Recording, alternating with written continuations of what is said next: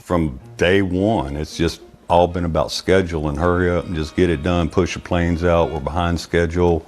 You know, we don't have time to worry about issues that y'all bring up.